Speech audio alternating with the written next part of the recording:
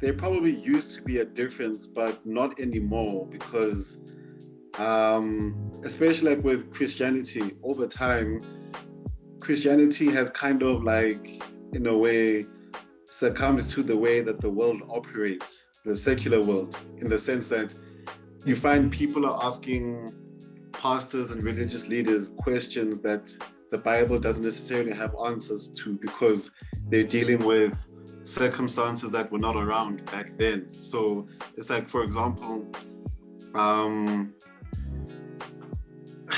okay, so let's say if you want to date from a religious perspective, you'll have questions along the lines of what do you do if you started dating a woman and she's now is asking for girlfriend allowance? How are you going to go to your pastor and say, what does the Bible say about that? Now the Bible will say it's important for your man to take care of his woman. Fine. But in that context, the woman he's referring to is his wife, not some chick he met last month. So you then ask yourself, how are you supposed to apply Christian dating in this particular context?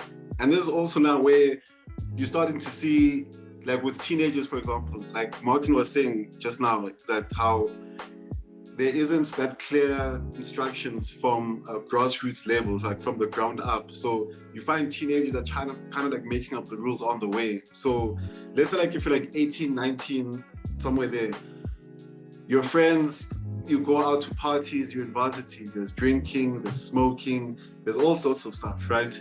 Now, you then ask, okay, am I not allowed to, what's the rule? Are we not allowed to drink at all? Or is it just you can drink, but don't get drunk? And then like, there's other layers that go on from there. So the way I see it, it's almost like secular dating and Christian dating specifically. It's almost like they're kind of like 50-50 with each other. Whereas I think like a religion more like Islam, for example, it's more clear cut from the expectations, the principles and the values and the behaviors in terms of like the code of conduct, how you supposed to carry yourself. Because a couple of months ago, I was talking to some chick on Instagram about like how Islam's actually date, and they actually have like their own like Bible that says women from the ground up, this is what you're supposed to learn how to do.